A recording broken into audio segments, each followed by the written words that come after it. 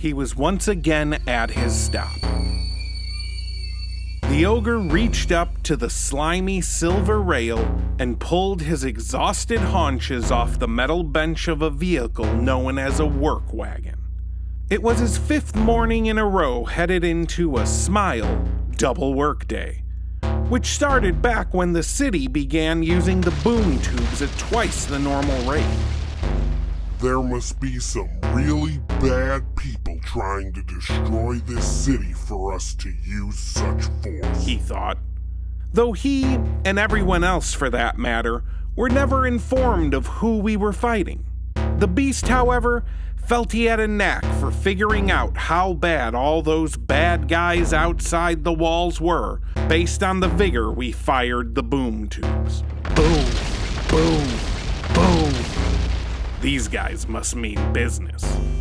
He looked around as he exited the work wagon into the swamp of people wading through the wagon yard.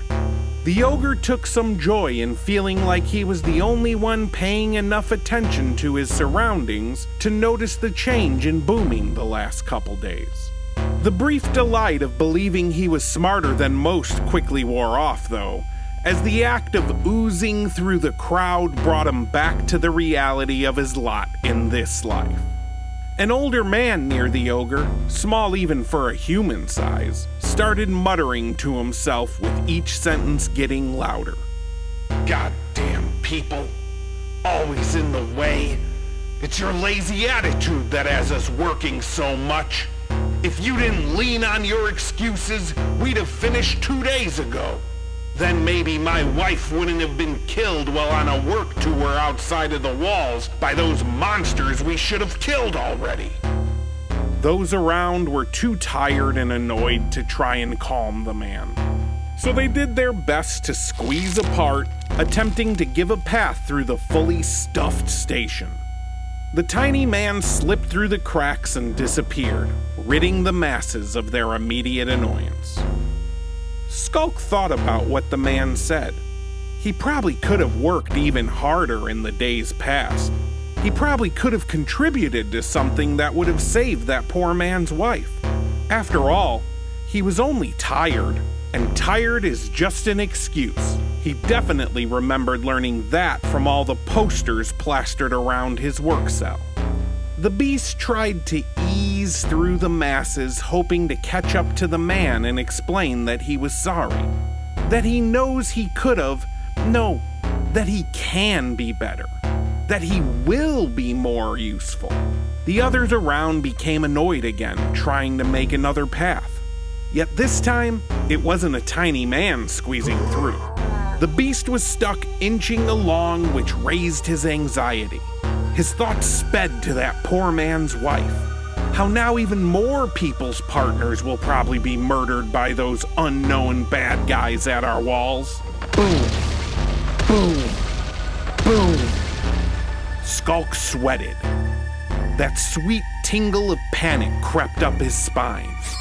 Alarmedly, the beast lunged forward, knocking over those in front of him like dominoes. In turn, the humans, as humans tend to do, went into flight mode, tripping over all those who already fell, creating an entanglement of flailing people blocking the ogre. Boom, boom, boom. Goddamn people. Skulk didn't realize he muttered. Boom, boom, boom. The ogre grabbed one of the people on top of the pile and flung him across the wagon yard, carelessly splattering him against the concrete wall. Always in the way. He got a little louder. Boom, boom, boom. Skulk grabbed an arm and pulled so hard the person didn't follow. It's your lazy attitude that has us working so much. The beast brayed as lights from towers above converged on him. Boom, boom, boom, boom. Humans exploded out of the pile as the ogre barreled forward. Then maybe that poor man's wife. The ogre's ravings became barely understandable through all his sobbing. It didn't matter, however. A boom tube turned, and fired an unexpected kind of ammunition towards the spot where the tower lights met Skulk. A living being, the embodiment of human hate itself. A monster created from all the raw emotions humans now exuded constantly. A monster that the city that was always falling apart used as law enforcement. They called it Hammerhands.